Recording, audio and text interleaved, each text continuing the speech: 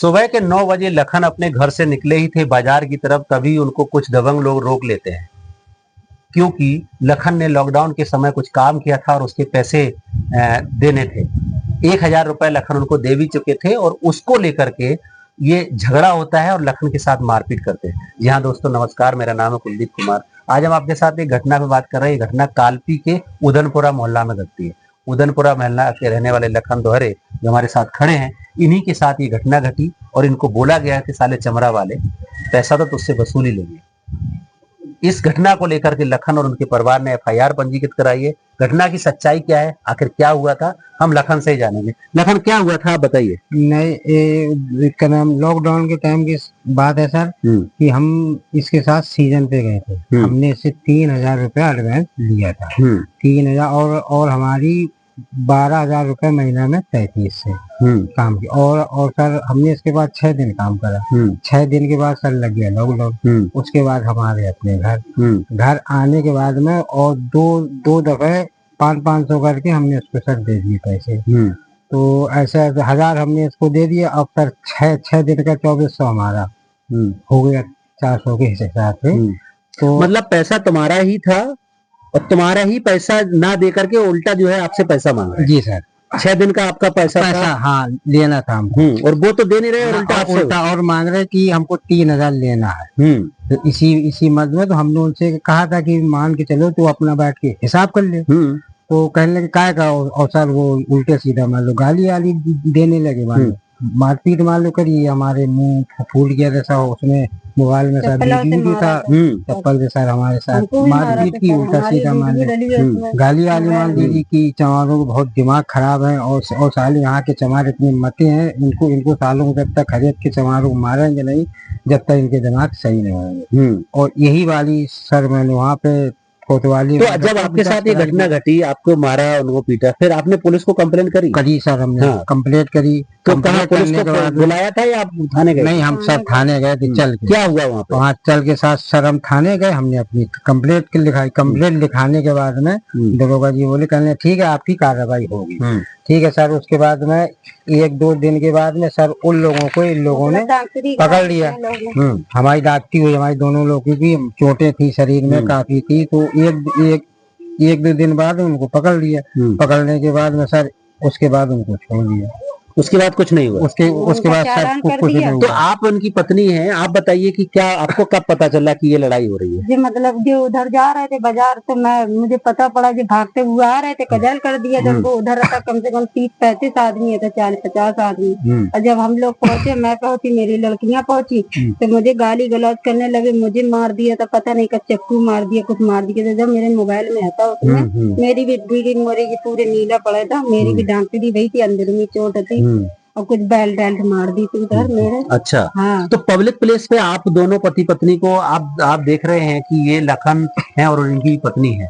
इन्होंने लॉकडाउन के समय किसी के साथ कुछ एग्रीमेंट किया, बातचीत किया कि चलो हम आपका काम करेंगे। 6 दिन काम किया, उसके पैसे लेने थे, उसके बजाय इनसे ही वो पैसे मांगते हैं। और फिर सुबह सुबह जब बाजार जा रहे हैं तो बीच बाजार चौराहे पे रास्ते में रोक करके लखन को पीटते हैं। उनकी पत्नी जाती है ये, तो इनके साथ भी मारपीट करते हैं और इनको तमाम चोटें आई, जिसकी डॉक्टरी हुई है, जिसमें इनके ऊपर मारपीट और गाली गलौज तमाम जाति सूझे शब्दों का प्रयोग किया गया। पुलिस में आप गई, पुलिस ने क्या सुनी? पुलिस ने बयान लिया आपको? पुलिस ने बयान लिया, मेरी डॉक्टरी गई सर। डॉक्टरी होने के बाद में मेरी कोई सुनाई नहीं हो रही थी। फिर मैंने मतलब जो बना, मेरे भांजे ने सोच कराया। फिर मुझे बुलाया 2 दिन के बाद में आओ। फिर मैं 12 बजे रात तक उनके पार बैठी। जब मुझे एफआईआर उसने उन लोग ने, दरोगा जी ने मतलब मुझे दी, मैं 1 बजे रात तक थाने में बैठी रही थी। उसके बाद में 2 दिन के बाद में उन लोग ने मुझे जी एफआईआर दी थी। तो मतलब इनको रात के 1-1 बजे रात तक थाने में बैठना पड़ा कि मेरी एफआईआर करिए, मेरी बात सुनिए। 1 बजे रात तक सर बैठे रहा था। 1 बजे रात तक? जबकि थाने में तो सूरज डूबने के बाद महिला को बैठना अलाउ नहीं होता। 1 बजे रात तक बैठी रहती है। 1 बजे की रात में मुझे एफआईआर दी थी उन लोगों ने। कह रहे थे दरोगा जी आ रहा है, दरोगा जी आ रहा है, दरोगा जी आ रहे हैं, ऐसी। तो ये 5 तारीख को घटना होती है सुबह 9 बजे।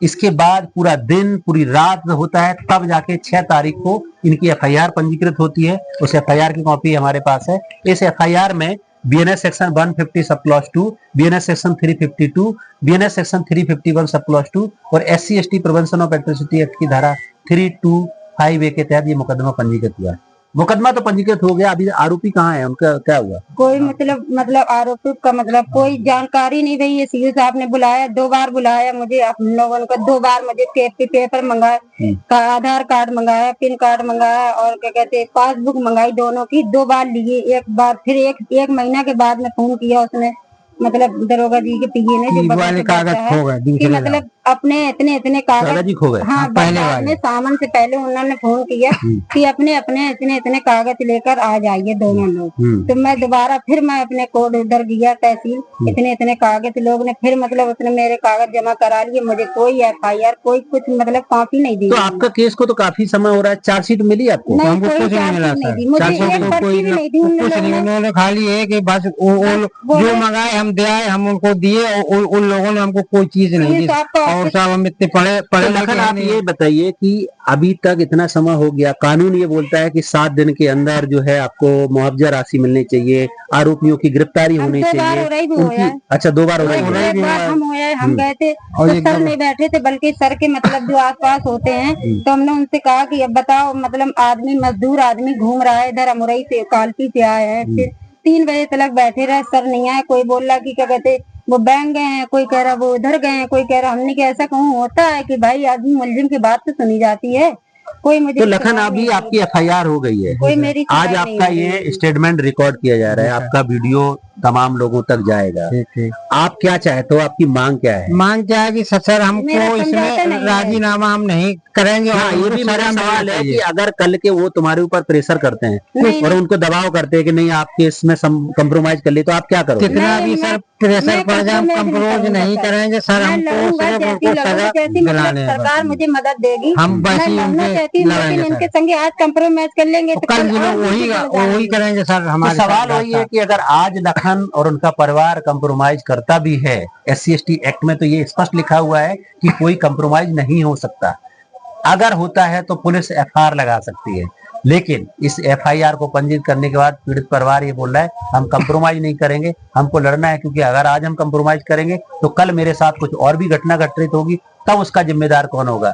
ये इस कालपी बस्ती में जो उदनपुरा मोहल्ला है जहाँ पे ये परिवार रहता है, इनका। हाँ बताइए। मेरी लड़की वो छोटी वाली बैठी थी, फिर दूसरे दिन स्कूल से आ रही थी, तो उसका सरमान जैसे लड़ाई हुई थी, तो उसका भाई कह रहा था कि इसको तो मैं देख लूंगा, इन लोगों को घर से उठा लूंगा। मेरी लड़की से बोल रहा था। तो ये भी एक बड़ा थ्रेट हो रहा है इस परिवार के साथ, उसके बच्चों को, इनकी सयानी लड़की है उसको थ्रेटिंग किया जा रहा है, इसको मैं देख लूंगा, और इस तरीके से इस परिवार को डराया जा रहा है ताकि ये डर जाएं, बैठ जाएं और जो समझौते का उनकी साजिश है वो कर पाए। लेकिन पीड़ित परिवार अभी न्याय के लिए इस उम्मीद में है कि हमको न्याय चाहिए, क्योंकि मेरे साथ ये घटना घटी है।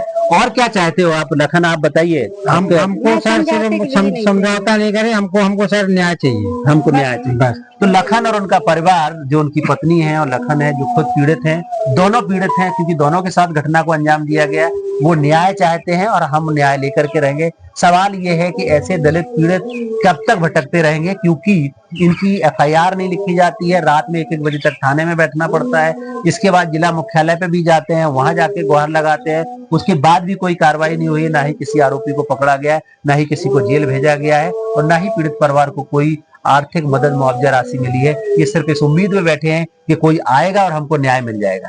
आप देखना ये है कि पुलिस इसमें कब तक चार्जशीट फाइल करती है, क्योंकि प्रेजेंट स्टेटस जब हमने कोर्ट में इसका देखा तो अभी तक इसकी चार्जशीट फाइल नहीं हुई है, जबकि इसका समय बीत चुका है। आप सवाल ये है जिसपे हम और हमारी टीम ट्रेनिंग करते हुए इसकी इन्वेस्टिगेशन कर रहे हैं कि पुलिस इसमें कब तक चार्जशीट लगाएगी। पीड़ित परिवार का कहना है कि हम न्याय के लिए लड़ेंगे, क्योंकि हमको न्याय चाहिए और हमारे बच्चों के भविष्य का सवाल है, क्योंकि उनको भी थ्रेटिंग किया जा रहा है। हमारी अपील है कि तत्काल प्रभाव से CO कालपी इस केस की चार्जशीट फाइल करें, जो आरोपी उनकी गिरफ्तारी करें उनको जेल भेजा जाए और इन पीड़ित परिवार को सुरक्षा मुहैया कराई जाए, क्योंकि किसी भी दिन कोई और भी घटना को अंजाम दिया जा सकता है। कानून के मुताबिक उस पर ठोस कार्रवाई हो, ताकि एक दलित परिवार इज्जत और सम्मान के साथ अपने गांव में जिंदगी गुजार सके। जिस शहर, जिस बस्ती, जिस मोहल्ले में ये परिवार रहता है, वो सम्मानपूर्ण जिंदगी जी सके। आज की घटना में इतना ही, कल फिर मिलेंगे, तब तक के लिए नमस्कार। जय भीम, जय संविधान।